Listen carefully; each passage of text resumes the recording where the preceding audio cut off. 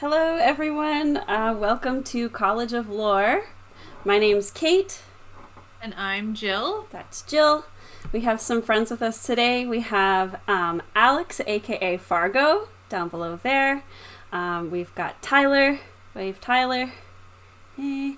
And we have Nate, aka Mantis, as well, joining us for this very exciting game. This is something I've been looking forward to for such a long time. Jill and I were just talking about this. This is like the weirdest, most perfect intersection of my specific interests. So it's a Twilight Imperium scenario for Genesys RPG that was released for Free Comic Book Day, and we're going to play through it. Oh, hello, Drain Smith. Thanks for dropping in. Yeah, so I'm really excited about this. Everybody has been assigned / chosen one of the pre-generated characters in this scenario. And yeah, if you're not familiar too much with Genesys, or you're not familiar too much with Twilight Imperium, don't worry about that. We're going to contextualize everything for you and go through it all. Yeah. Did you want to say anything, guys, before we get started? I'm excited to play. Yay. Thanks for coming out. Yeah. Thanks for inviting me. Yes, thank you. I'm coming in through the Twilight Imperium realm and have never played a Genesys role-playing game before, so it's going to be my first time. I'm very excited. Right. And I'm very unfamiliar with Twilight Imperium. I know a bit, but, I think it'll be a good balance between Kate kind of explaining some Twilight Imperium lore, but also some game rules and things like that with this one. Yeah, I think it's really interesting that Jill and Fargo are here because Nate and Tyler both have a lot of familiarity with Twilight Imperium and have also played Genesys to some degree. But Jill, you'll be able to ask questions about Twilight Imperium stuff, and Alex, you'll be able to ask questions about Genesys stuff, and so that will sort of facilitate things for the chat. And also, anybody who's watching in the chat, feel free to post questions if you have them, or comments in the chat. We're always glad to interact with people there. Yeah, about 1,000 to 1,500 games of TI. It's just a little bit of familiarity. Did you say 1,000? To 1,500, somewhere in that No realm way. is the amount of games I've played. That's like an entire person's life. Well, I hit it hard when I first got into it. Yeah. You're only at what, like 12 games of Dune Imperium now? Yeah, I was going to say, recently with Dune Imperium. All right, so to set the scene, there's a really nice summary in this module about like the Twilight Imperium universe, and I'm going to read it. It's going to take like 4 minutes or so, but it covers like tens of thousands of years of history, and so I think it's worth it, and is very succinct given that. Yeah, Jill's ready to take notes. All right, so we'll start with this summary. So, welcome to the Twilight Imperium. Despite its increasingly traveled space lanes and multitudes of charted, populated worlds, the galaxy remains so immense that it challenges the sentient mind to comprehend it. However, what weighs heaviest upon all sentience isn't the galaxy's scope, but its troubled past. Dun dun dun. Once, the glory that was the Lazax Empire united the galaxy under its rule after defeating all of its rivals, even the dreaded Mahawked kings. With notions of benevolence and hopes of diffusing rebellion, the Lazax convened a galactic council to give the most powerful of their subjects a voice in politics. The Lazax seated this council on their glittering throne world of Mechatol Rex.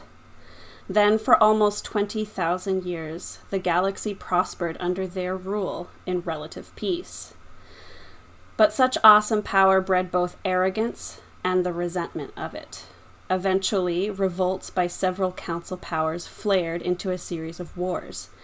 In their complacency, the Lazax were betrayed, and Mechatol Rex burned in violent bombardment.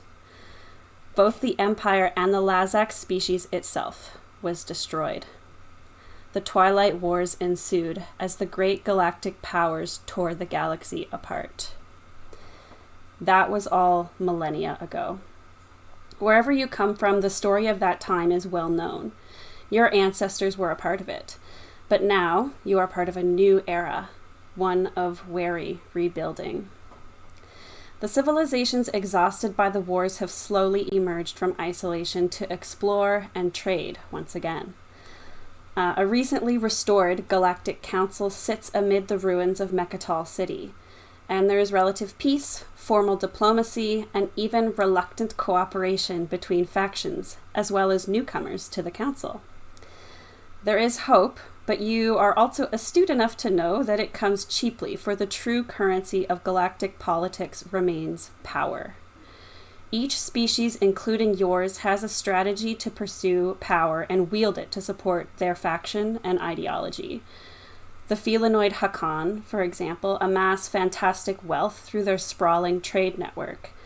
The Testudin Excha master diplomacy in all its forms and procedures to build influence. The humans of the Federation of Sol leverage their adaptability and numerical ubiquity to relentless expansionism.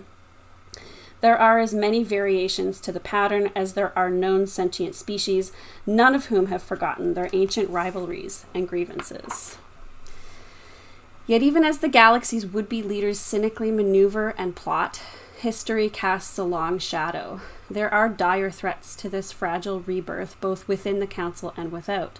War and political impasse are constant hazards, but dangerous, unfathomable powers have also crept into the galaxy. Powers that trace their origins back to the Lazax Empire and to the unknowable gulfs of time before it.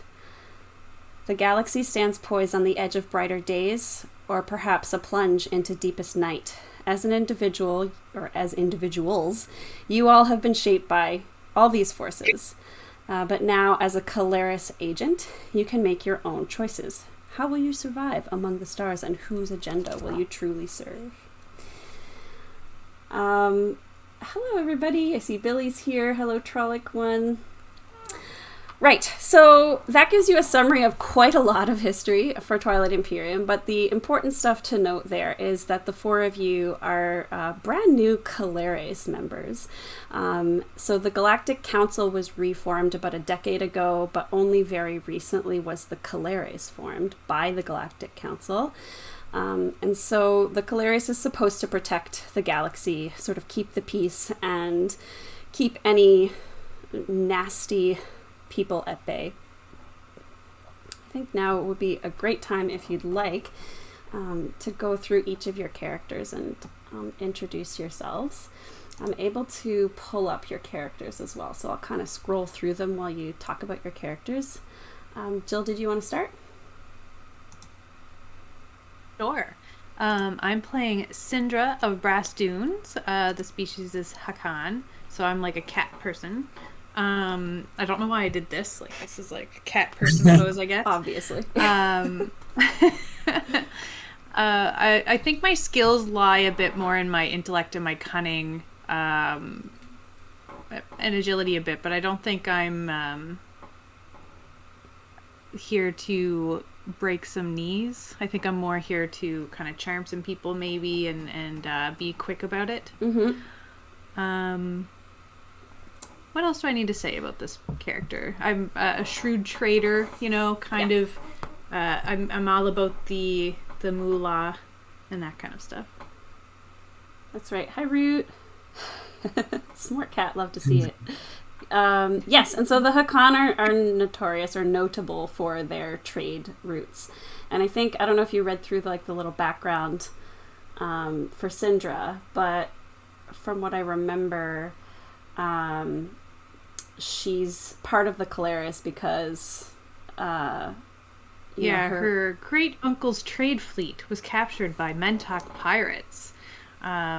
So her clan's debts were assumed by the Emir of Herkant with the condition that Syndra join the newly formed Caleres. So I'm kind of, I guess I gotta do this to get my debts paid off. Yeah, and that's like kind of a typical situation for some people in the Caleres. Like, there's going to be variations between you. There's going to be some of you who are like, yeah, Caleres, go, and you like really believe in like the the stated purpose of this, and then there's some of you who are like, yeah, I'm kind of here because I had to be. So cool. Yeah. I like open my wallet and like a couple of moths fly out. Yeah.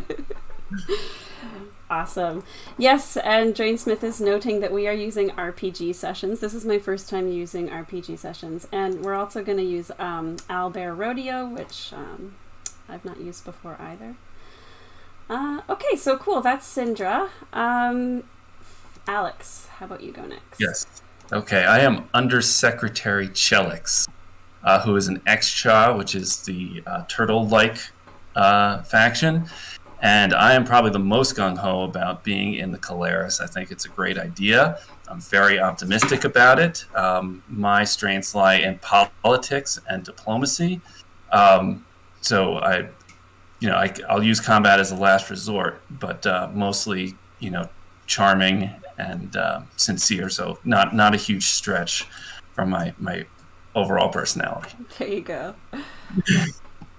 Awesome.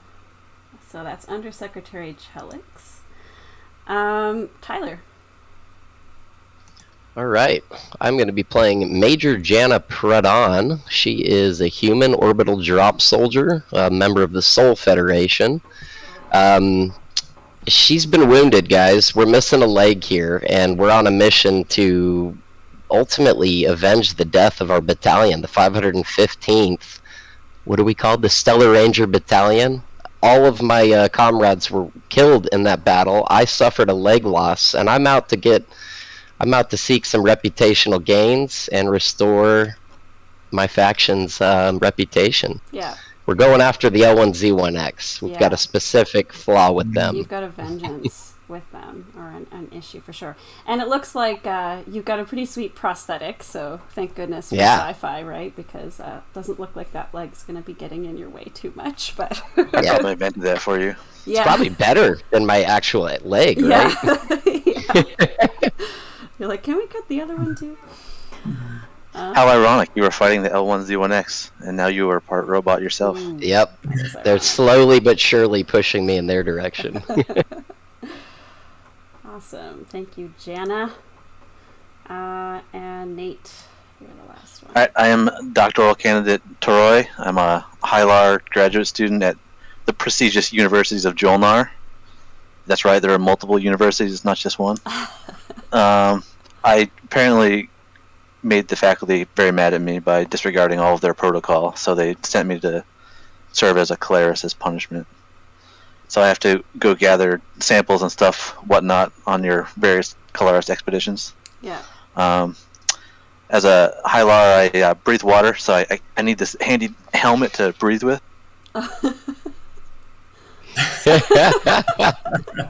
Unfortunately, it echoes pretty badly, so I'm not going to be wearing it too much. Yeah. It's lifelike, though. Oh, that's so good. Awesome. Root approves of the helmet. All right, cool. So the four of you have just gotten through like whatever basic training is entailed in getting into the Caleres. You're kind of new recruits. That's right, plus 5 XP for cosplay. I vote to keep the aquarium. It's heavy too. Yeah, it's heavy. That's awesome. So you guys, you're kind of getting ready for your first mission. This is your first deployment. You are currently on a carrier, a Caleres flyer, on Mechatol Rex, like in Mechatol City. And who is with you?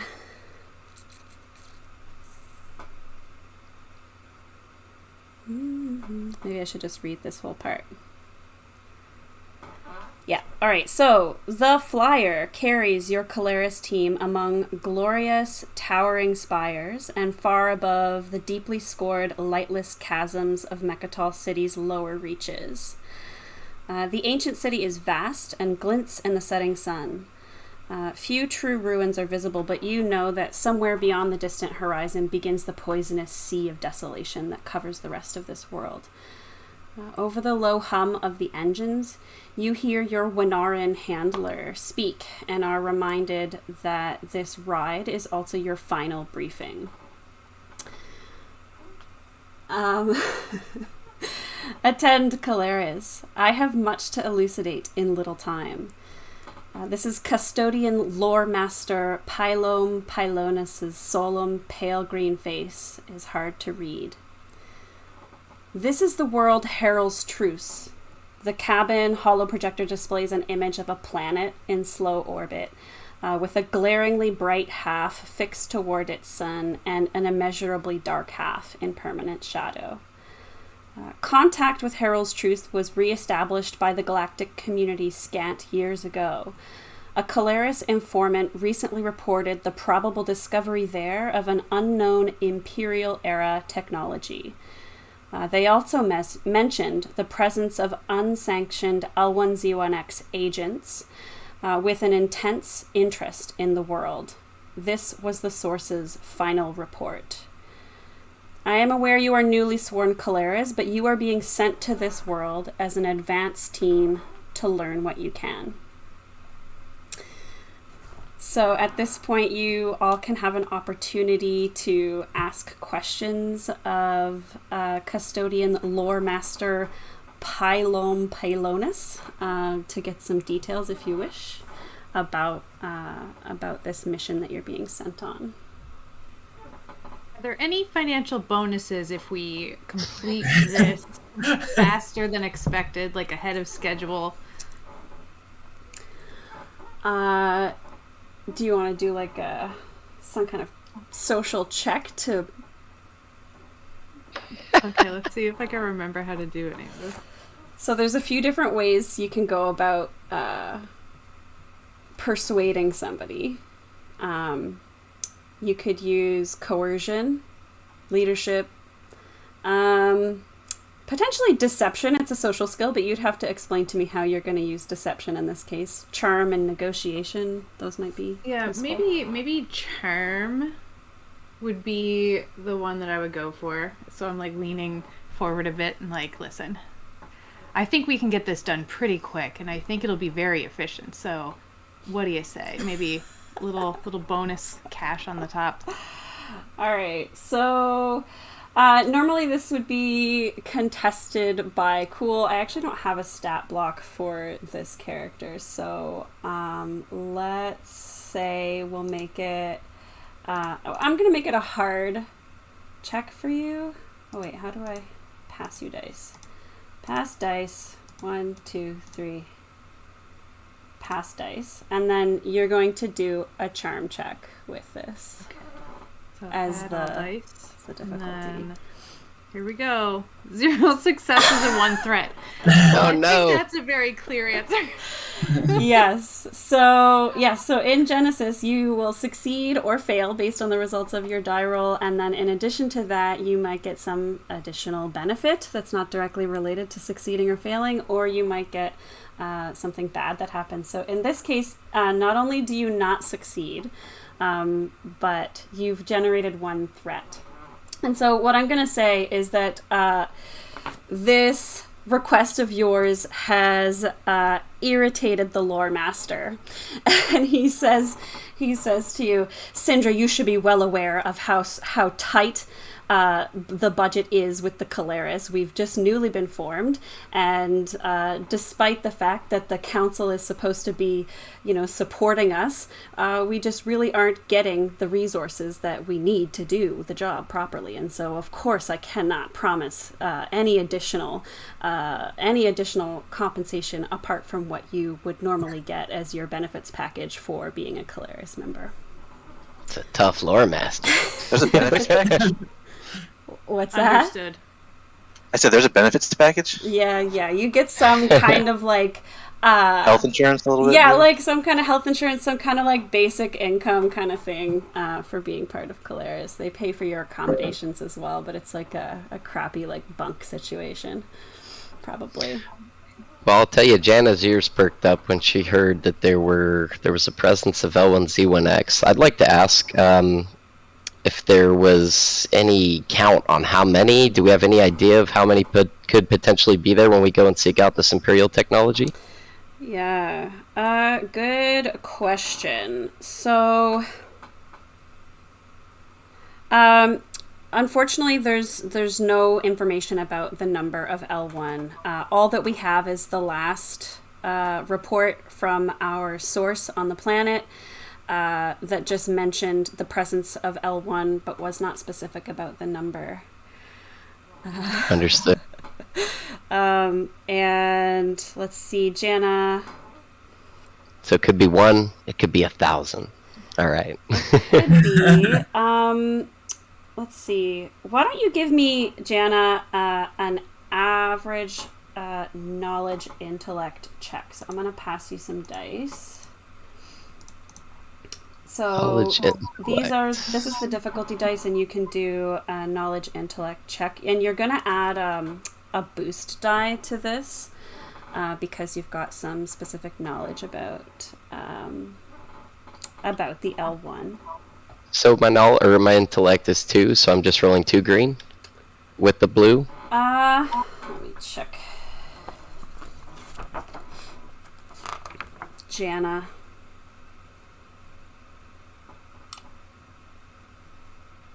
Yeah, I guess so. Yep, because you don't have any ranks, but you're gonna, no rank. Yeah, you're gonna add a blue die on top of that. Okay. Boom, boom. Roll dice.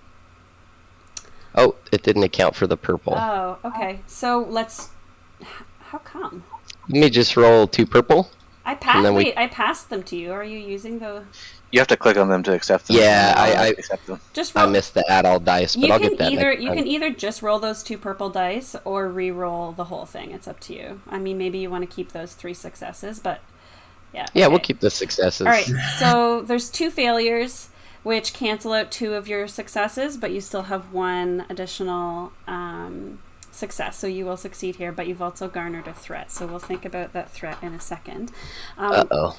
So you know a lot about L1, and so something that strikes you first of all is that they're connected to something called the mind net.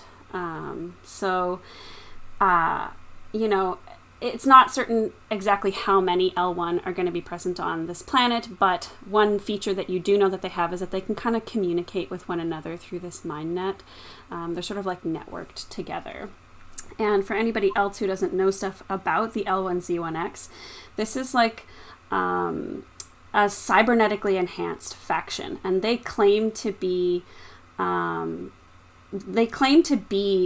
Lazax, technically, right? Like they have evolved from their Lazax ancestors, and so they have this very like higher than thou, greater than thou opinion of themselves. They believe that they're sort of like the true heirs of the galaxy and that they should be in control of everything. They've recently joined the Galactic Council, but they are notorious for just like ignoring all of the rules about that the Galactic Council has and just being very aggressive still. So nobody likes them very much. What else? Yeah, so they are like highly cybernetically enhanced. So there is some like flesh components to their bodies, but they are very mechanical and cybernetically enhanced in like every way. Yeah, and so I'm going to say that threat is just going to represent that you are going to take a strain.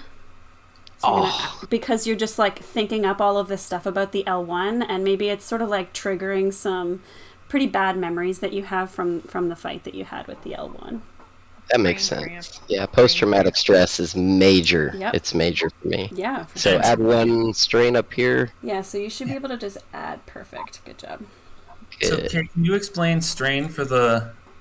Yes. For how it works in the game? Yeah, absolutely. Okay, so you kind of have 2 pools of points. There's wounds and there's strain. So wounds you can consider sort of like your physical hit points. If somebody punches you in the face, you're going to gain wounds.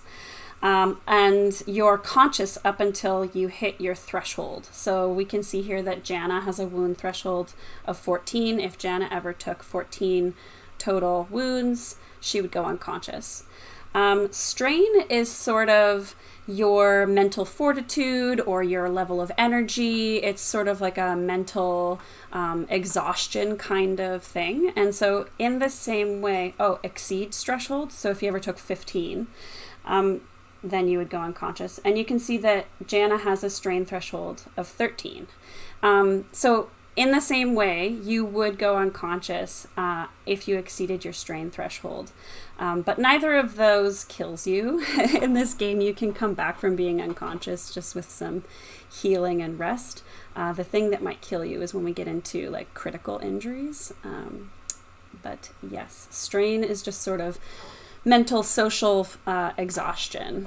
And so in this case, we're representing this strain by like some mental discomfort that Jana is feeling in remembering these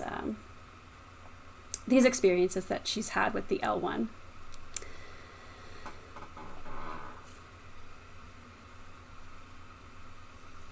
I got my therapy session this weekend, so we'll get through that PTSD. Good. Good. Yeah, get to your VA center. Yeah. So any other questions that you guys... Yeah. I'm looking at my sheet, and I'm also... I know, I guess, a lot about the Lazix Empire and the history, culture, and technology. I mean, I defer to my Hyler colleague about technology, but I do have some knowledge about that. So maybe try to learn a little bit more about where this is in the galaxy and what role. Is it heralds? I've got turtle ears, so I don't hear very well. Like hark heralds, angels sing. No, kind of. It's herald's truce. It's HEROOL. Okay. Apostrophe S. Herald's truce. So I'll ask my good man, the Winaran handler that we have, some about herald's truce and maybe what role it used to play in the Lazix Empire. And so maybe give us an idea of what we might be encountering there, where we need to go. Great. So I'll tell you, he does answer your question to some degree, but then after that, you can do a knowledge check just to see what additional stuff you happen to know once he sort of sparks your memory. So yes, Custodian Lore Master Apylom says to you, or explains, that Herald's Truce is an obscure and unexplored, like, distant sun in a wild region called the Mahakt Plateau. And it has a small mixed species population, which is centered in a narrow habitable band between its day and night sides. So as he kind of explained in his description to you, Herald's Truce is tidally locked, so there's one side of the planet that is constantly facing the sun, and there's one side of the planet that's constantly dark, like our moon, right? So there's the light side and the dark side, and then there's this narrow band of habitable land. That's where people have settled there. It was effectively lost for millennia, just like all planets, essentially, following the destruction of Mechatol Rex's legendary Hall of Cartography during the Twilight Wars. And so that's sort of the lore reason that we don't know where anything is, right? Like, all of that data was destroyed when Mechatol Rex was destroyed, and that's why we have to re-explore worlds. So that's the detail that the Lore Master can give you. And if you want to give me an average knowledge intellect check, so under Secretary, I'll pass you the 2 difficulty dice that you need, and then you can add in whatever you need there for your knowledge intellect check. And it says I get an extra blue die if it's anything to do with the Lazix Empire history, culture, and technology. Okay, I would argue that you can go ahead and do that. And I was just about to say, anytime that we're making checks like this, if you guys can think of reasons to add boost or setback dice, that's totally cool to go ahead and suggest, even if it's not written on your sheet. So these can be situational factors, right? You can be creative. Cool. Okay, so go ahead and make your And then I just hit roll dice? Yeah, let's try it. Okay, let's see. Awesome. Oh, interesting. Okay, so you do succeed. You've also got 2 advantages. So let's figure out the advantages in a sec. But you do know that Harold's Truce was classified as a non-aligned world as part of an act by the Council, which means that unilateral investigation of significant discoveries there by any specific Council factions is barred. But the L1 were admitted to the Council after this law's passage and likely would not recognize it.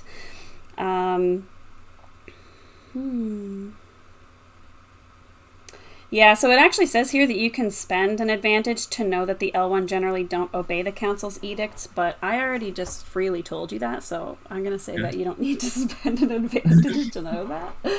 And now you can spend 2 advantages.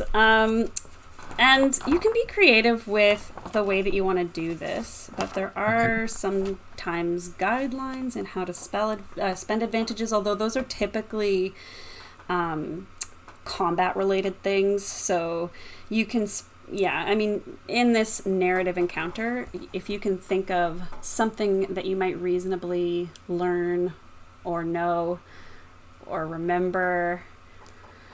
Maybe if I know anything about the world in terms of who we'd want to seek out once we're there in terms of different factions, if there's an extra component, maybe extra population, or either, Let's say that you know that the 3, like there's likely to be members of various factions there now because it has been sort of rediscovered and is a bit of a trade hub. But the 3 factions, the 3 main factions that held sway there are Barony of Letnev, Hylar, and Muat.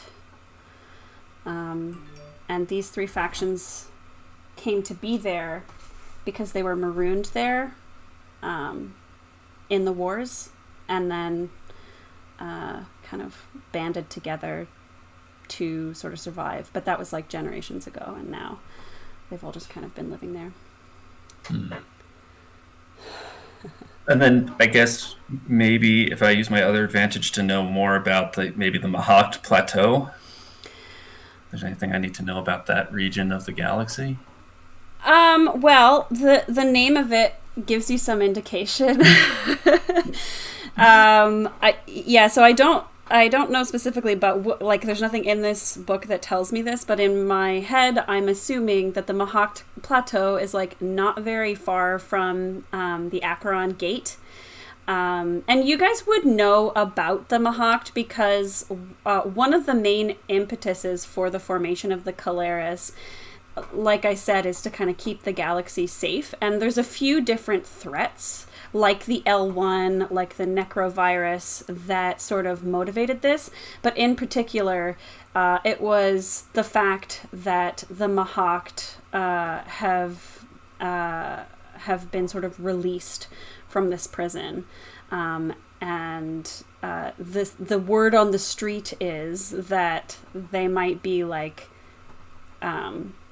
able to access our galaxy again. And so that's sort of a big fear and a big sort of rumor that's going around, and might be one of the reasons that the Caleres was formed, to try and stop that whole thing. They're the boogeymen of children's stories.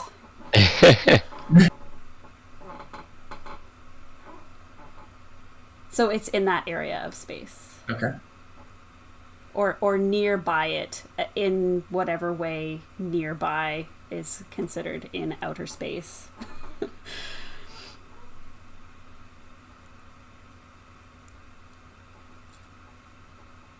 Who's next to roll here? Does anybody else have any questions about the about the assignment, about the... Can we glean anything about the technology? I think you'd made reference to like an Imperium or an Imperial technology that we were going to be looking for. Yeah, so the Calarius informant reported not only that the L1 are kind of there and interested in the world, but that there's a probable discovery of an unknown Imperial era technology there. Gotcha. Let's see. Yeah, so that's really all. That's really all that he's been told, and they don't have any other details about the technology. Cool. But it is kind of one of the things that you're supposed to go investigate, right? Like, check out what's going on with the L1 and check out what's going on with this new technology. Or newly discovered technology. It's really an old technology if it's Imperial era.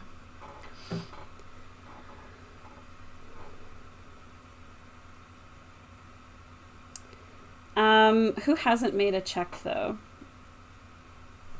Dr. Troy?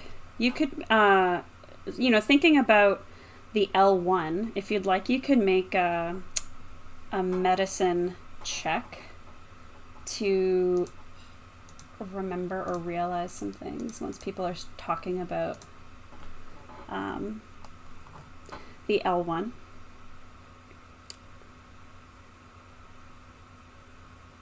So this would be to learn kind of how, like, their anatomy works or something? It's yeah, you're thinking about your what you've learned in your research about, oh wow. Okay. You guys smart. He gets 3 green and 1 yellow. Wicked smart. So Wicked smart. That's 3 successes for people on the stream and 1 threat. So we'll say that for the threat, this causes you a strain as well, because it's not going to be super encouraging. So you do remember that, we were talking about the L1 and Jana was like talking about their cybernetic enhancements and their connection via the mind net. And you remember that one of the things that the L1 are known for is their use of this unusual type of surveillance device called a neural shunt. It's something that they can surreptitiously implant into sentients' minds, and it records their memories and their perceptions and feeds that into the mind net without the subject knowing that this is happening to them. Do they hide those in prosthetic legs? You think they're normally implanted in the head to have easy access to the brain. Yeah, and this is, remembering this is like, ugh, just like creeps you out, and you have to take a strain for that. So let's see. Syndra, did you make it? You made a check of some kind, right? Oh yeah, I was trying to bargain for more money. Ori, that's right. Dollar bills. Yeah. Why don't you make a streetwise check when Undersecretary Chelix starts droning on about all of the stuff that he knows about Harold's truce. It maybe makes you think of something. So we're gonna do an average streetwise check. Uh-oh. 1 failure, 2 advantages. Okay.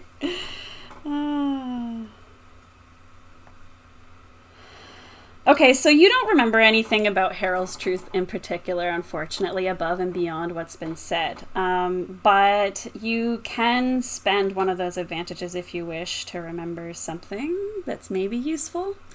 And that is that Lazek's technologies, are known for being unpredictable and dangerous if misused, right? Like, so these technologies are ancient. The people who created them have been gone for millennia, and we don't understand them. And so using them can be very dangerous, and that's just, you're sort of like afraid of this notion of using Lazek's technology.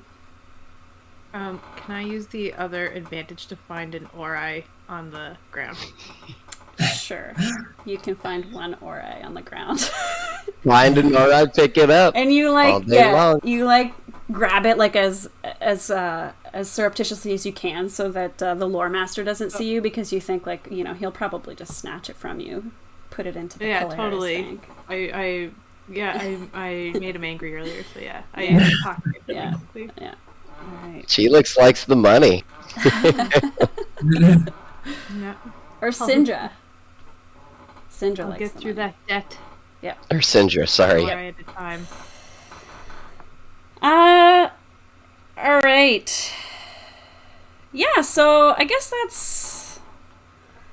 that's it. Do you guys have any other questions about the mission? You've learned a lot about Herald's Truce. You've learned and remembered a lot about the L1. Is there anything else about this scenario that you were wondering more about before you get on your way to...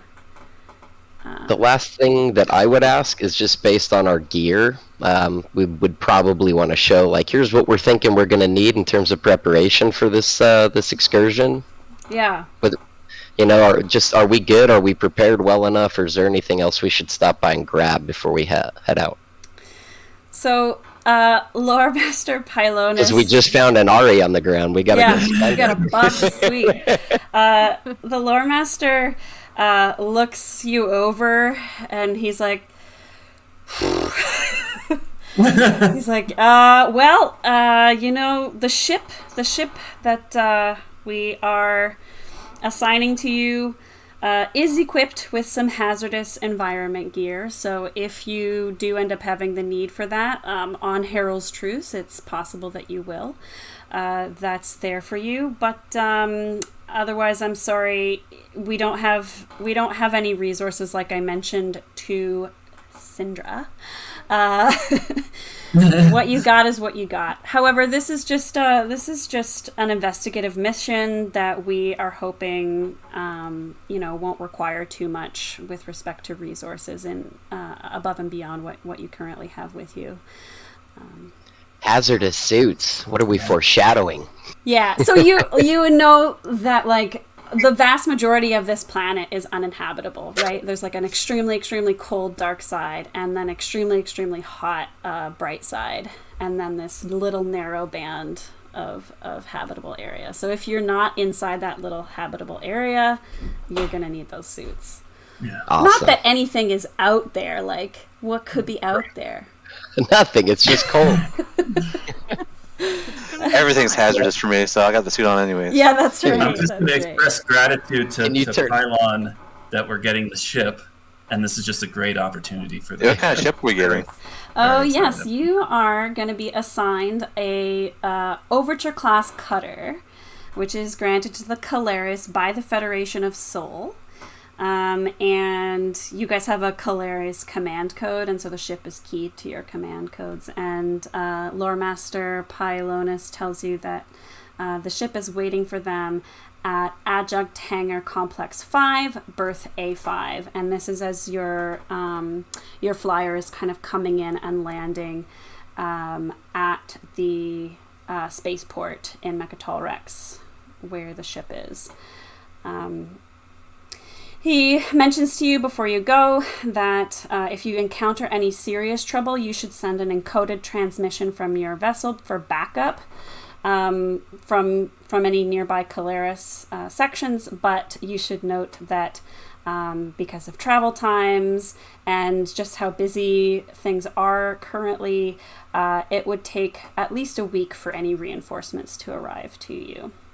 That was my next question. How long till that help shows up? Yeah. So this is like a fairly remote location, and there's actually a lot of stuff going on with respect to some disturbing events in the Artist Drift region near the Quan wormhole. So all of the really high ranking Calaris members, like the three tribuni who run the Calaris, they're all dealing with this, and he's actually on his way to a Galactic Council session to consult about that as well. So he's just kind of dropping you guys off at the bus station, giving you your little bus tickets and saying good luck. Call if you need me. I have questions about other people's gear and this whole Calaris code. Does that mean it pilots the ship for us? It gives it gives you access to the ship. Okay. It's like a like a finger. Do any of us know how to fly it, or does it come with a pilot? It doesn't come with a pilot. I think I can pilot. Yeah. This thing's like a Tesla, man. It's got it's self-drive, right? Yeah. And then my other question was, I have a comm bead. Do you guys all have comm beads that we can? Yeah. That might be good. You guys want to just kind of list out loud what our starting gear is, just so we can know that for the future when we need it? Everybody send. I know we got an RI. Everybody send like a text message to everybody else, so you all have each other's phone number. Yeah. Yeah, my guy's pretty basic. Comes with the dermal sealers, so we can do some wound heal. A couple reloads. It's got that comm bead and about 57 RI. Keep your mitts off my RI. How'd you get that much money? I only have 22. I don't know, man. I don't know. Found a few on the ground before we showed up. You want to play some poker on the trip over? Syndra, how much aura do you have? We got a week. How much? 201. Moths flying out of your wallet. Yeah. Compared to what you're used to, though, it is like, oh my god. Oh yeah, like each moth I have to put back in because each one's about 100 RI. You counted that $1, right? That's what got you over the hump with 2. All right. Yeah, 201. Yeah. Yes. Yeah, my two coolest gear things. I've got a Lazax mace, an ancient Lazax mace. That I believe I got from the Winarans. And then I also have an ambassador's raiment, so I've got this cool robe that helps me be more charming and helps with my negotiation skills. Yeah, you look very regal when you're wearing that. Yeah. How much cash do you have, Fargo? 156. 156. I also have a bottle of fine spirits. Oh, nice. Yeah. Maybe those will come in hand when we're playing poker. Yeah, maybe you can buy some of that because this voyage is going to take about a week, so you're going to have some time on this ship. I got some pretty deadly weapons. I got a cattle prod and a pressurized plasma cutter. Nice. Ooh. A cattle prod? Well, it's a spark prod, but I'm calling it a cattle prod. What is it actually called? Spark prod. Okay. It doesn't do physical damage. It does strain damage. Mm-hmm. I have some fragrant spices that I can use to recover strain. So I'm snorting my spices after something strenuous. And then I've got some rope. Nice. And classic. Classic. I've got something that'll help me with astrocartography and negotiation. So I have a trader's almanac and a couple of weapons. Let me see. A beam pistol and a dagger. Nice. Cool. All right, so you guys are going to say goodbye to Lore Master Pylonus? I'm going to scan my thumb on that door. All right, so, Pylonus's flyer departs, and you find yourself standing at the edge of a sprawling landing platform that stretches 4 kilometers. This is called Adjunct Hangar Complex 5, and I have a visual to inspire us that I just got randomly from the internet. Here we go. Ooh, nice. It probably doesn't really look a whole lot like this because this is open to the bottom and then there's just space below, but we are on Mechatol City, so, use your imagination. It's sci-fi, it's futuristic, it's a giant space hangar with craft, and it's huge, right? As you enter the hangar, you see starship berth size for corvettes and lighter craft, each separated by thick security walls. The berths stretch away in lines along the opposite walls of the hangar and rise far above your heads in 4 stacked tiers. You do not need to walk far within the hangar to find your ship's berth, which you were told is berth A5. Screens quickly identify the ground floor as A level, so you step onto a foot tram within a side passage that carries you toward the back of the hangar, running parallel to the near wall. After a few moments, you step off at the 5th berth, ready to inspect your team's ship. But as you enter through a doorway in the raised security barrier, your steps only echo across the scuffed plasticon floor. Berth A5 is totally empty. Ooh. I love this. I will not be scanning my thumb on the door. You can get your prosthetic thumb if something goes wrong. Or use my toe, my prosthetic toe. Alright, so what do you do? Your ship's not here. What the heck? And the lore master went off to a Yeah, meeting, he's so Yeah. is there a nearby hangar manager, anybody that's kind of running this shipyard? It's 4 kilometers, so I gotta imagine they've got a lot of overseers. Right. There's some people walking around. Would you like to ask somebody about that? Yeah, I do just a friendly social check to walk up and ask for some information about what happened to Berth 5. So I have eidetic memory. Am I able to find lost ships with this too? What does eidetic memory say? It says once per session you make an average knowledge check. If successful, you find one item that has been lost, misplaced, or forgotten. Sure. What's the check? Average knowledge. Is that your story point one? No, it's just a once per session thing. Okay. Sure, why don't you do it? See if I can find the lost ship. You're doctor candidate. We're going to send you 2 purple, right? Average? You could probably add these purple dice yourself, but I like to feel like I'm handing you these moments of your destruction.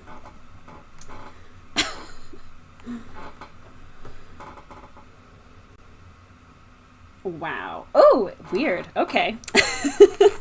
This is my favorite thing about Genesys, is like the moment when the roll resolves and you're like, how do I interpret this? So it's always very interesting. Okay, so yeah, I'm gonna say that you know what this ship should look like based on the description that you were given. You know that it's a soul ship, that it's an Overture class cutter, and you've heard of these kinds of ships before. So you're kind of looking around, moving around outside, and kind of peering into other berths, and you do see it. Let's see.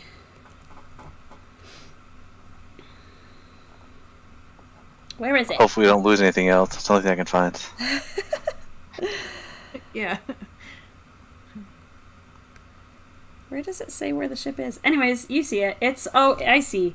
It's in actually berth B6. So it's like 1 floor above and 1 berth over.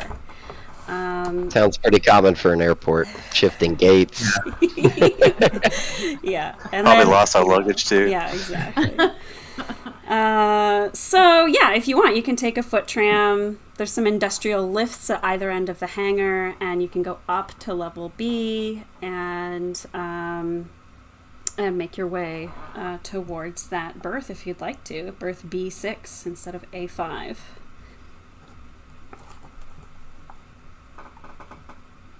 Let's do it. Yeah. All right. Charge ahead. Great.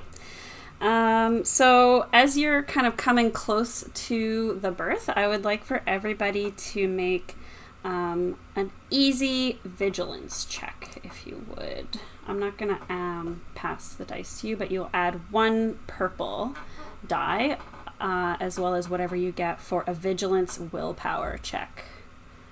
Ooh, no threat. Whew. Oh boy. I have lots of vigilance. Looks like. Uh-oh. So, is that... Syndra's copying my answers. Wait a second. Okay, so 2 successes from Jana, 2 failures and an advantage from Syndra, 2 failures and an advantage from Teroy, and 4 successes from Undersecretary Chelix.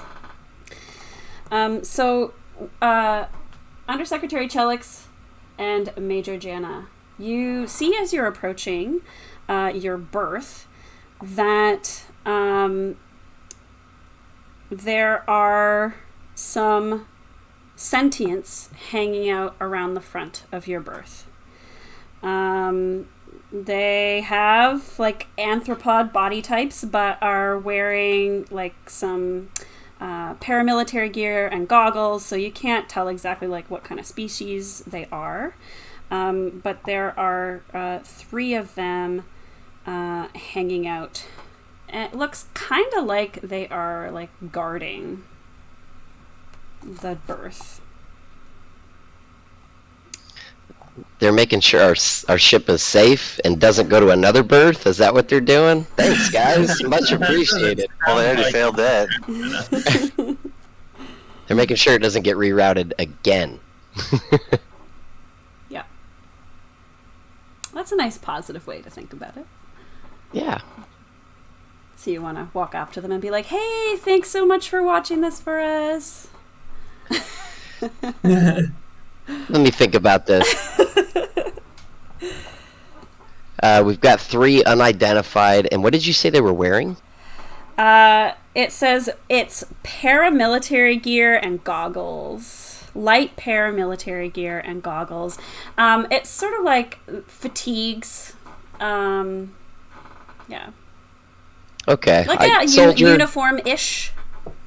Yeah, I would step up as the soldier, seeing some sort of a resemblance in our attire, and try to reach out with a friendly salutation, and I would just try to introduce myself. Okay. Hi, my name is Major Jana. We were actually sent to this ship. It was reallocated from Birthday 5 to here. Appreciate you guys keeping an eye on it for us. All right. So you can do. There's a couple options here for social check to talk to them about this. Because they don't look like they're just guarding it for you. You can kind of tell. But, Jana, they do look, their gear reminds you of soul garb. So you think maybe they might be from the Federation. So that's right. Pardon? You said earlier that it was a soul type ship? Yes. Yeah. So you can try and coerce them with a coercion check. You could do charm. You could do negotiation. I'd go with the charm approach. I'm not trying to coerce or be deceptive or anything like that. It's truly a friendly gesture, and the idea behind the question is that that's not what they're doing, and they might have a response that kind of gives us an indication as to what they're doing. Okay, cool. So you're gonna come up. You're gonna do a charm check. It's gonna be hard, so that's 3 purple, and I'll pass you those 3 purple dice. And whatever your charm is, it's a charm/presence check. Oh, just a straight cancellation across the board. That sounds about right, based on what I'm approaching here. Yeah, all right. So when you get up to them, they're like, terribly sorry about the inconvenience, but we have been instructed to reclaim this ship for its owner. It has been offered up without the owner's consent, and we are here to take possession. And once you get up to them, you can see they've got like a company logo on their fatigues that says Grug's Repo. Wow, Lore Master wasn't kidding when they were saying they don't have many funds. This is bringing back bad memories for me. Oh? Did you grow up in poverty? Is that what happened? And No, just the lack of resources? Just recently, things have gone sideways. Yeah. I've seen repo before. I'm just Yeah. This has happened. Yeah. So, any other ideas for what you could do to convince these? So they've basically been tasked. They've been hired to repossess this ship and take it back to its owner. You could try and pull you could try and pull your Calaris stature. You could try and bribe them. You could be on your way and try to sneak back in without them seeing, or no. If I open the conversation, my immediate response to that would be, who is the owner? Good question.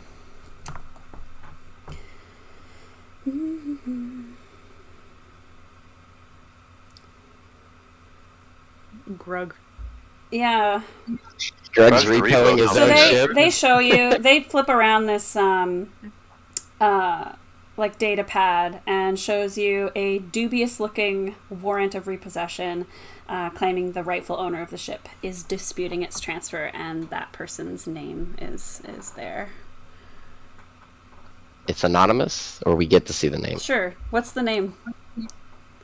His name is All Good. All Good. All Good. AL''GUD.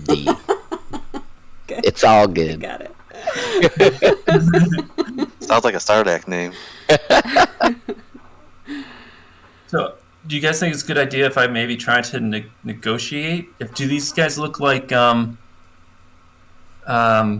they are polite company?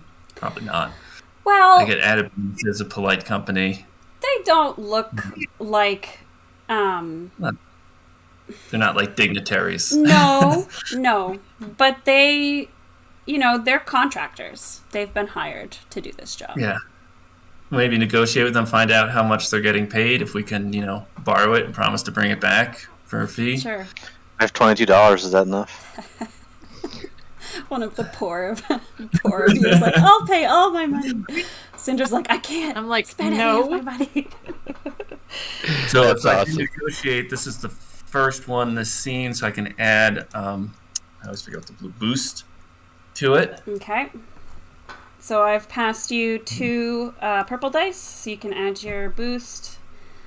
Okay, so I'll do negotiation, and then I add a boost. Okay. All right. 2 successes, 1 advantage. I roll so much better in this than I do in TI. That's good. Okay, so they're like, yeah, we can talk, obviously. You're just taking it for a bit and we'll bring it back, and sure. I mean, we were getting paid 50 ore for this job. So. Well, we'll double it if we could just take the Yeah, well, keys. can I use my advantage to maybe knock down that price a little bit? Mm-hmm. Is that how an advantage works? Yeah. How much do you want to knock it down? Like 10 ore? Yeah, or pay some up front, some when we get back. Okay, sure. So how much are you offering to pay? Maybe offer 40. That sounds fair. Okay. Cool. So they'll accept that. You guys can decide among you how that 40 ore comes from you. We got a bonus dollar, so I think one of them's coming from the bonus dollar. But I begrudgingly pass over 1 aura, and I kind of look at it before I put it over. You kiss it. Yeah. I'd give it a little money hug. Yeah. one precious stroke. pat Yeah. before I give it over. That's funny. I'll be back for you. 39 to go. I'll pitch in 20. I'll kick in 20 Ari for that. For the glory of the Calaris, I will chip in the remainder 19. All right. I gotta throw in some. I'll throw in 2. I don't want to be the lowest. Okay. You can do 17. Yeah, there's often something negative for the lowest contributor, right?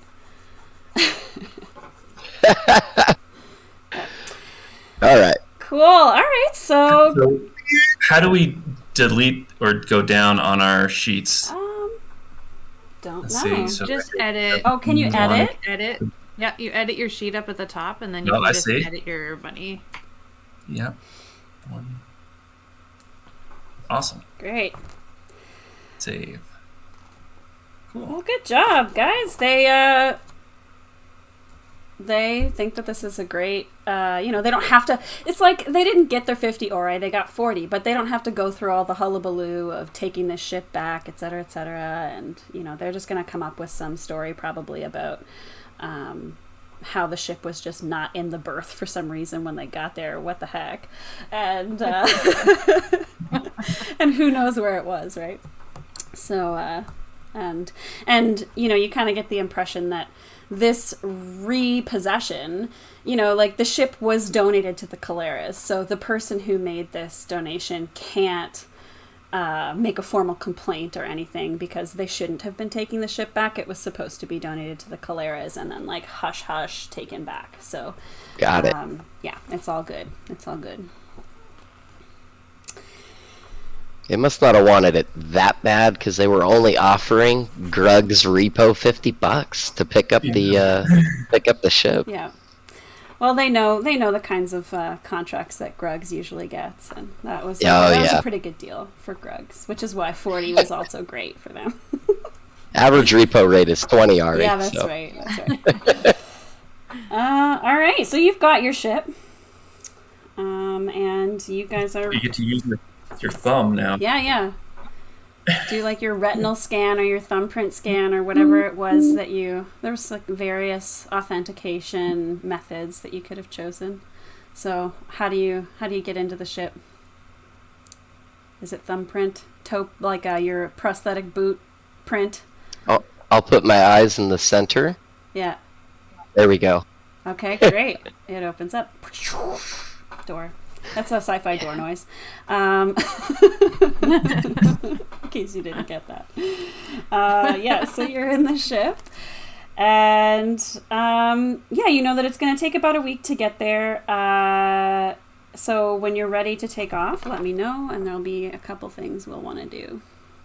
I'm sorry, but back up a step. Who was somebody piloting, or is this ship autopilot?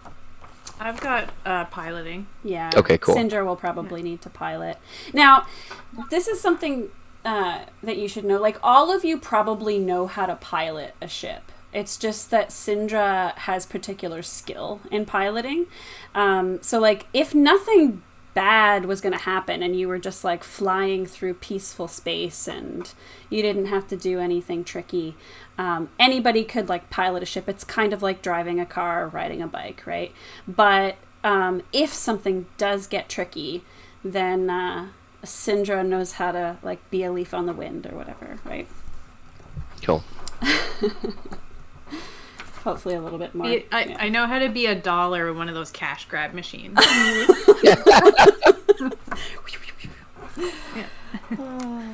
Nice. Is that how you got $200? One of those cash grab machines. Yeah. So funny. All right, so we're gonna need somebody to make an average astrocartography check. Ooh. Oh, that's Syndra, right? I've got a decent dice pool with that. How do I get rid of Grug's repo? They're gone. I also have a decent dice pool for that. Yeah. You might have better. I've got a yellow, 2 greens, and a blue. I've got 2 yellow, 2 green. I got 3 greens. So. Could I assist? Yeah, so when you want to assist, that's fine. The easiest way to represent that is just adding a boost die to whoever rolls because you assisted. Yeah, so I'll assist Teroy. Okay. So Teroy... So I'll pull out my Trader's Almanac and I'll be like, see, look at this. And I'll kind of show things. So I'll give that boost over. Okay, so I give you your negative or difficulty dice. You can add that boost from Syndra and whatever else.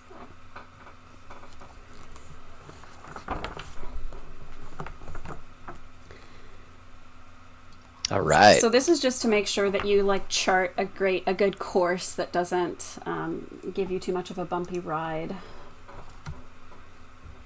And that's the roll. I wish that there was like a new roll thing, because all of these rolls just kind of look the same. Yeah, but anyways, I can see that you just made a roll. So 1 success, 2 advantages. Great. So, oh geez, this trip actually takes 3 weeks, not 1 week. Smokes. But that's normal. That's what you expected, even though it's not what I told you several times. We just found that out when we looked at the almanac. You're like, oh man, this is a little bit further. It upside down, Yeah. and, like flip it, and then it's like 3 weeks. That lore master underrepresented the length of this trip for sure. I'm going to use those 2 advantages to cut off 30 minutes of the trip, though. Okay. So it's actually like 2 weeks, 6 days. That reminds me Like so 3 much hours, of when 30 I'm minutes. like driving on the highway and someone's going like too fast, and I'm like, you're gonna get there like literally 10 seconds faster. And can we use one of the 2 advantages to skip the toll? Like go around. Oh, yeah, the toll, definitely. For sure. You know? Yeah. That's going to add that 30 minutes back, though.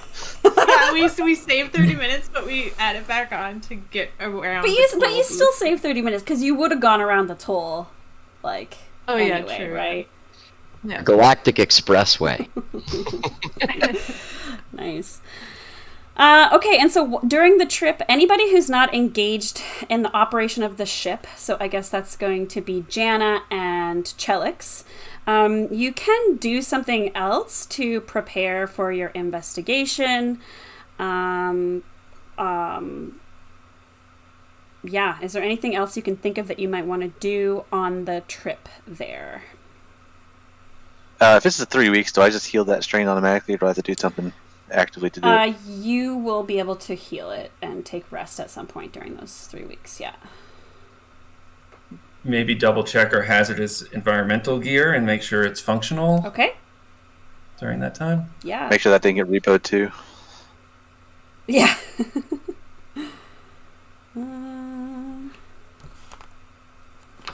All right. And is anybody doing any like research about anything or? Yeah, I don't know. That's probably fine. Is there anything like in a flight log that perhaps we could see past trips? I'm curious if this ship has ever charted a course out to where we're currently headed, or... Interesting. Why don't you... That would be... What would that be, like a computer's check, I think? Sure. Yeah, we'll call that computers. And let's call it easy. So 1 purple die. I'll give you the purple die. Just because you do have access to the ship, and so I imagine they gave you the password to the computer, too, so... Cool. There we go. Cool. Yep, so you can see all of the history that's logged in the ship, and you don't see anything to this particular area of space before. It's it does have some miles on it because it's a Federation of Sol ship, so they do kind of move around a lot and explore a lot, so it's got some interesting locations on it, but nothing out to this area that you can see. Okay.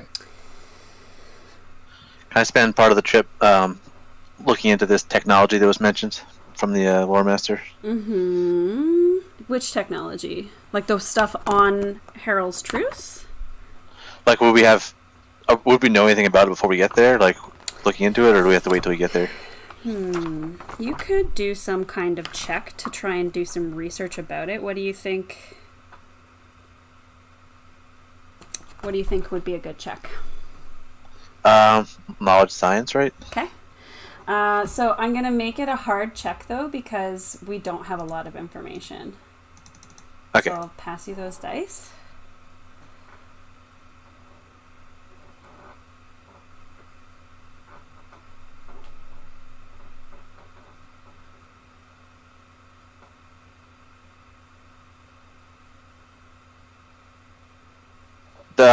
There's no, like, for knowledge, there's no drop down for science. Are they different? Yeah, I think that science might be, like, specific to this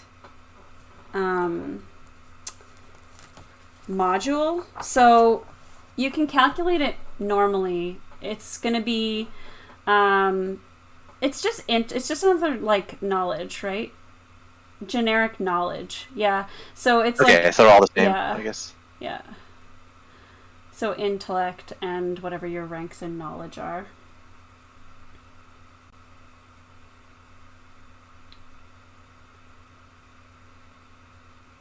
Whoa.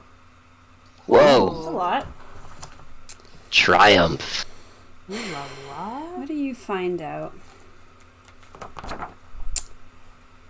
So a triumph is like a success, or it's kind of like a super advantage, right? Like So a triumph counts as one success, and it looks like that's good because it's the only success that you got that wasn't canceled out.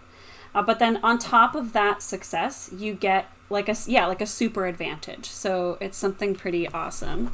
I'm just looking forward here and seeing if there's any details that you might have discovered.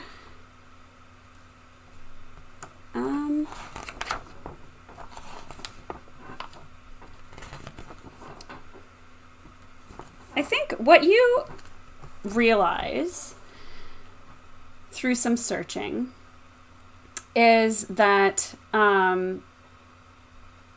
so I already mentioned how there's these three factions who were combating on Harold's Truths and were marooned there, and that's sort of where the society grew from today, right? So there was a Muat contingent, a Hylar contingent, and a Barony of Letnev contingent sort of vying for control of Harold's Truce during the Twilight Wars.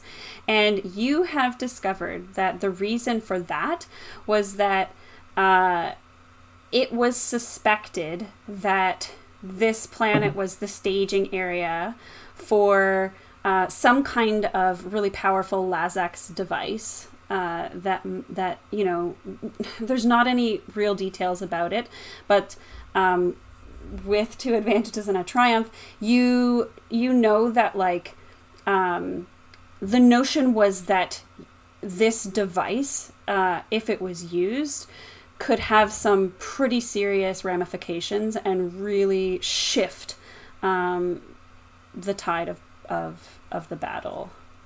And so that's why it was like so important for those three factions to be going there. But none of them knew exactly where this technology was on the planet or what its nature was. They just all knew that this location was a site, like a construction site for the Lazaks in the days nearing the end of their rule. Okay, so I wouldn't necessarily have data on this technology. I would just kind of know where it is and the background behind it. Yeah, you know that you know some stuff about it, but you don't have data on it, but you specifically know that there is no data on it. If that, makes a difference. Okay. Yeah. I'm asking because my agenda is to gather data and samples of technologies. Yeah, I mean, so this would not count you're pretty psyched because you know that there's no, this is some publishable shit, Nate. So I can add this to my doctoral thesis? Oh, absolutely. All right. This could be your entire thesis, right? Like, who knows? This will make you famous in the science communities. You'll go to conferences and people will be like introducing themselves and stuttering while they're talking to you. I can make some more money to afford a better fish tank helmet. That's right, yeah. A circular one. That's right. One that my fragile body can support. It's got water temperature control. You could set like jacuzzi when it's really cold. Yeah. And like a windshield wiper. Like the anti-fog treatment. Yeah. Yeah. Hey, I don't have syndrome money. I can't afford the windshield wiper. All right, so before we move on to like arriving at Harold's Truce, I'm wondering if you guys would like an opportunity to play. Oh, what's up, Dill? I had one thing I wanted to do on the journey. Okay. Well, I have two things. Okay. One is that during the journey, are we kind of sharing all this information that each other has been gathering, or is there anything that's like a secret? Well, I guess people should say if they're not sharing information, I guess. Okay. That might be easier. So I think the one thing that I would like to do before we get there is try and like while I'm piloting, I want to be like poking at all the radio stations and trying to see if I can listen in on any secret airwaves or whatever of any kind of L1, maybe communique. Like maybe we can hear something useful before we arrive. Okay. And I'm kind of thinking of Jana and just like maybe I can be helpful. Like she said that they were pretty rough and tumble people, so I'm like, maybe I can like get some intel. Is this a computers check? I think so. All right. So it's very difficult. And I see that. And I'm giving you a black because you're also helping with the navigation, so you're sort of distracted. That makes perfect sense. So I do this. So I've been doing my checks incorrectly. I've been like going cheating? through and like no. I've been looking at my sheet and then individually poking the correct dice, and then then when Nate said earlier you can just do the drop down, I was like, oh, that's okay. I mean, as long as the dice are right, it doesn't matter. Right? Oh yeah, they've been correct. 1 failure and 3 threats. Ooh, interesting. So you don't hear anything. Yeah. And I don't know, to you that's all that you know. Right. Okay. Perfect. Maybe a virus hits the screen or something. We've got one yeah, it's like, you won the jackpot! Click here! and maybe for the people watching the stream who aren't familiar with TI lore, maybe I share with my crewmates here what we know about the Barony and Muat and Hyler. Well, sure. Nate already knows the Hyler faction, but maybe Barony and Muat. Yeah. So we know kind of what we're going into. Yeah, sure.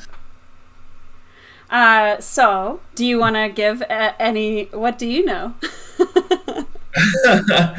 Well, I know the Muat are a faction that came out from enslavement under the Hylar. They were working for us. Yes, that's what the Hylar say, but the Muat call it slavery. Yeah, and so they probably are pretty antagonistic towards each other. They are known for their Warsun technology. Yeah, and so in particular, their bodies are like on fire. They are like combusting throughout their lives, and you know that they have special suits similar to like the Jolnar suits that allow them to kind of be around people without just like burning everything up. But they're sort of like magma creatures.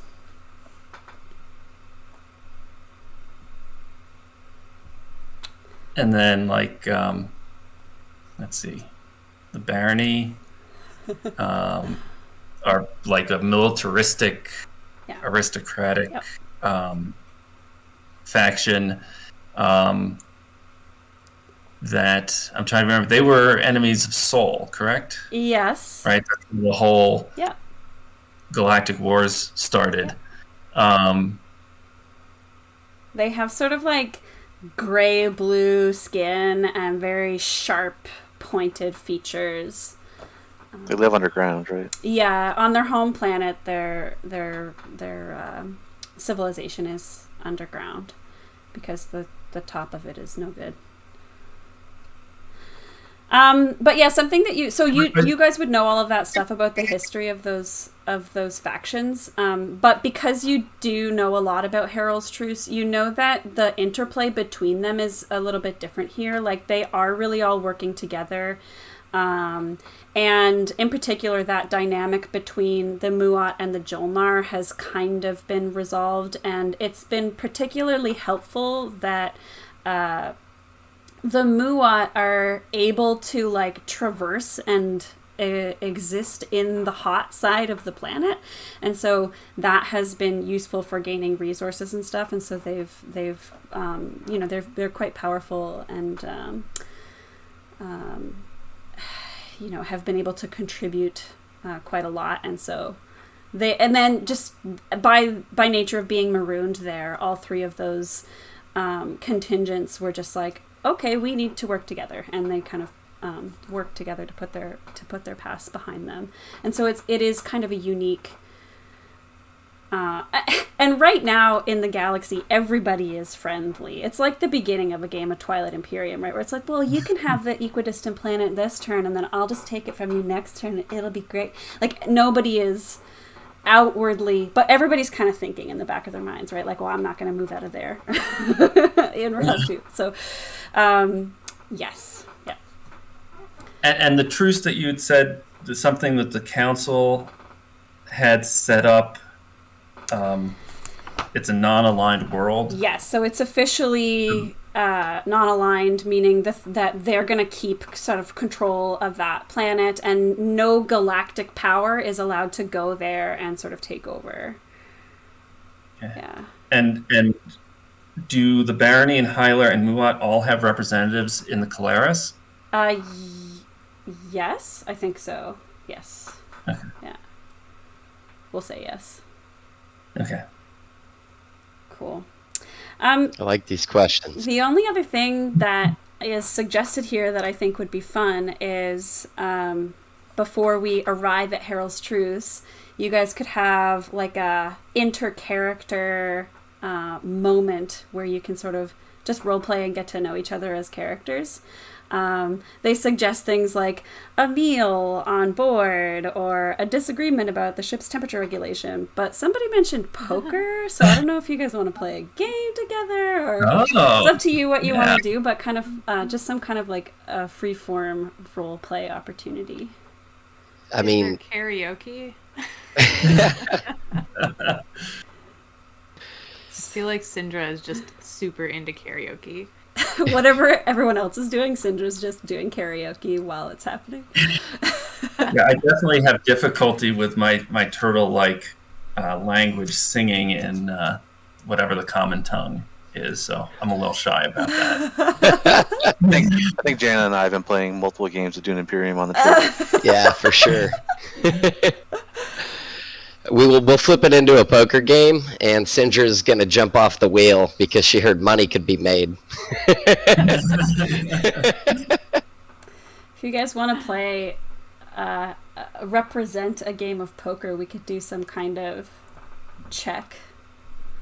And whoever, like, you can all put in however much ore you want to decide to put in. It could be 1, it could be 10. And then winner take all. We all pick any skill we want and roll, and the most successes wins. It has to be related to playing poker, and so all you have to do is explain how you're using that skill to play poker. And we'll make it an easy check, a simple check, and whoever has the most successes will win. If there's people with the same amount of successes, we'll divide the winnings between the winners. What do you think? Well, what I'm going to do is try to coerce him to go all in. Because we've been talking trash throughout this game. He's won a couple, I've won a couple, but on this particular one, the pot's pretty juicy. So I'm going to say I've got 20 out in the middle, and I'm trying to coerce him into matching that bet. So I'm going to use knowledge because I've been counting cards this whole time. Okay. Who else is playing? Anyone? No, I'm playing. I just don't know what. What? And I'm very poor, so I'm only betting $10 on this. Okay. All right, so 10 it is. I maxed out as well. 10. Yeah. Syndra, did you want to play for 10? No. No. Okay. Syndra can't chance losing a dime. Okay. Or a dime. Okay. Or a dime. I guess. I guess I don't have a great hand. So I will try to use Deception, which is only 2 green for me. Okay. So go ahead and roll. There's no purple dice for this. Just whoever gets the most successes. Ooh. Oh, he got one more advantage. I need 4 dice to do it, though. Wow. That's close. So I think doctoral candidate Taroy. So I got $10 from each of you. Yeah, you make 20 ore, and each of you lose. Excellent. 10. Interesting. Damn. See, I have a skill where I can like spend ore to like do something, so I don't want to just like throw it away. Sure, and I think it makes sense for your character too. It's not irrational, right? Like you would be hanging on to your money, but then when a situation arises where you know you can use it for a negotiative purpose, then you would spend it in that case. Yeah, Jana's a bit of a degenerate. She'd say double or nothing. So I have a question regarding talents and the Genesys rules. Okay. On my sheet, it says 5 XP for proper upbringing. So because I use that, You used proper. do I get 5 XP? No, 5 XP is how much. 5 XP. 5 XP is how much it costs you to get that. Oh, When you make a social okay. skill check. Did you use it? No, I guess I didn't use that particular one because they weren't polite company. So I haven't used these yet. Okay. Yeah. We were very polite, Yeah, sir. the XP total is just how much it costs to get that talent. And so the way that this game works, there's no like, oh, you leveled up. It's just every time that you do a session, you get a certain amount of XP, and you can accrue however much you want and spend it at any time to gain talents, to increase your ranks in skills, etc. So, but it said, like, on the sheet that you gave us this morning on the PDF, Yeah. it said that we have them already. That you So, like, it's on the bottom right-hand corner of my PDF. It says that I have proper Yes. Yeah, you do. upbringing. And you also have subtle. Subtle. Yeah. Okay. Yeah. So those are things other people could get using XP, but your character starts with it. That's Yes. Got it. Like, the character creation process uses XP as well. So you get like 150 XP when you start your character to spend on whatever you want.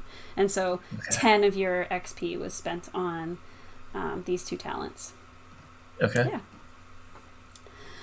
All right, so that's actually Act 1 of this 3-act adventure. One last thing. While you guys are playing poker, you can hear Syndra singing at the front of the ship, like, I'm having the flight of my life, and I've never flown this way before.